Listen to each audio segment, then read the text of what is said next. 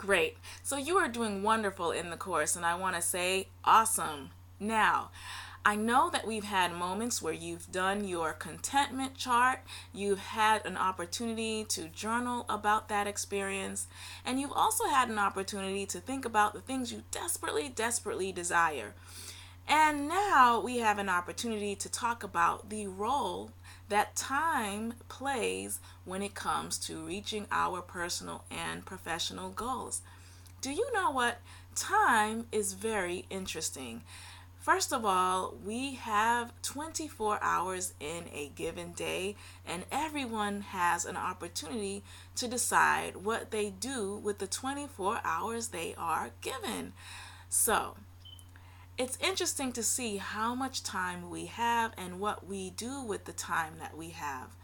Surprisingly, my book Tomorrow Can't Wait really discusses how or alludes to the fact that we can't keep waiting to make the necessary changes that we desperately desire, because sometimes we might feel so overwhelmed about areas in our life that we want to change that we keep saying, I will do it tomorrow. And procrastination will set in, and there'll be other things that come in our way. And unless we're very proactive, tomorrow becomes 1 day, 10 days, a month. Next thing you know, 6 months has gone by, and that same goal has not been met. So, time is very important. And there are two places I really want to touch base on. One, time, we can consider it as an investment. So we spend money and we say we invest in the things that we care about. Some people invest in their homes, in properties, in businesses, and time is another area where we invest. So in my book, Tomorrow Can't Wait, I have a chapter called Love Equals Time. And I really talk about how in my formative years there were individuals that really invested a lot of time into me. And they didn't have to do that, but it was because of their love and their care. So obviously I had family, I had friends, I had support systems and teachers that really, really gave the necessary tools to help me know, hey, I can reach my goal. So I think that when we really say, I want to live a drastically different life, we can't do that unless we make the ample time to really care for ourselves. And I know, ladies, we are busy. We've got different things on our plate. Actually, we usually have more than 2 or 3 things on our plate, and we just put ourselves in the back burner. But guess what? Try to see yourself as a valuable commodity. The better you are in terms of feeling balanced, the better you can be for those around you. So your time is very precious. Not only that, but secondly, you want to think about the people you desire to spend time with. Now, a lot of women we know, we love a good story, we love a good drama, but sometimes we need to channel who we spend our time with. So there was a message that I did in the Women Build Confidence course about negative messages. I would just encourage you to go and listen to that video.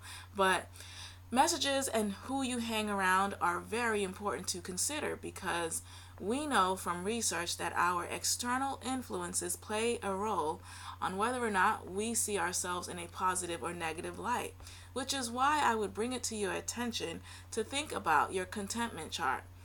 And think about the fact that this season in your life is so important that you might want to find ways to only have individuals who have your best interest in mind. And so with that said, you might say, well, if I look around, I don't really have that many great individuals I can choose from.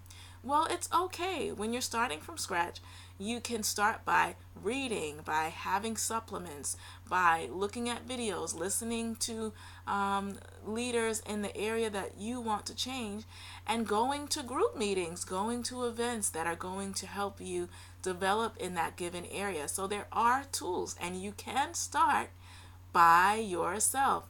Now, most people feel apprehensive when I say you can start by yourself. I remember there was a woman that came to one of my workshops, and she was so petrified of being out alone that she had her assistant literally drive her out. And she said she hadn't been out of her house for 6 months. So wherever you are in your life, whatever inhibitions or anxieties that you might have, you can make one small step. You can begin by saying, well, I'm going to read a book and it's going to be about this. I'm going to buy the Tomorrow Can't Wait book because that's a great place to start. It's a 40-day book where every single day you can begin to question yourself when it comes to some of the reflections in the book. You can begin to journal, and guess what? In about a month and a half or 2 or 3 months, if you do this every single day or every other day, you will find yourself looking at different areas in your life, asking yourself deeper questions, going out and getting the resources that you need. And that's truly what you want when you think about life transformation. So one example from my book, Tomorrow Can't Wait, that I touch upon is the fact that when I was younger, I loved to dance, and I used to go to a place called Boston City Lights, where the director, Duggan Hill, would actually teach us different choreography, take us around the city of Boston, and just teach us different aspects of life skills. And there was one day I showed up at rehearsal by myself, and I was so petrified. And he said, you know what, just because no one is here doesn't mean you can't rehearse. And for some reason, I thought I couldn't rehearse because no one was with me, but it was one of the best lessons I had ever learned about persistence, because there in front of those mirrors by myself I was able to work on discipline and the routine, and it taught me a lot about self-actualization, finding out who you are and learning how to love yourself. So I want to thank you and pause here and have you complete an activity. Write down any areas that really stood out to you. How do you use your time, and who do you spend that time with? Thank you so much for doing the lecture, and I'll see you in the next one. We're back. So we have covered so much in our course. Everything from looking and seeing that you need to make life change, making positive goals, looking at the messages you received, thinking about how you can really change your life drastically by making minor goals that will reach the larger objective that you have in mind, and then having the time necessary to make true positive change. Of course, I hope that you also click on all of the supplemental quizzes and activities that are in this course. Lastly, remember, this is your day, this is your time, nothing can stop you, and this is your moment. Every single day, you have a choice, and I try to tell that to my students and adult learners. There was one lesson I wanted to talk about, and it talks more in depth about time. And I was talking to some young ladies about the way of how distractions can come in to rob you of your focus. And I asked them to jot down the 5 biggest things that cause them to feel levels of distraction. And one of the things they highlighted was bad moments, bad experiences, moments with people that made them feel terrible. And I remember saying every single moment or minute that you give to that experience about that incident is another moment you rob from yourself to experience moments of love, happiness, and joy. And truly, we have an opportunity to think about how we behave and think in any given moment of the day. So I would just encourage you to think about how much time do you spend thinking about your negative moments. Just think about how that would be if you spent that time thinking about all the positive things, the positive people, the positive experiences, the positive memories, the awesome times that you've had. What would that be like if you did that on a daily basis?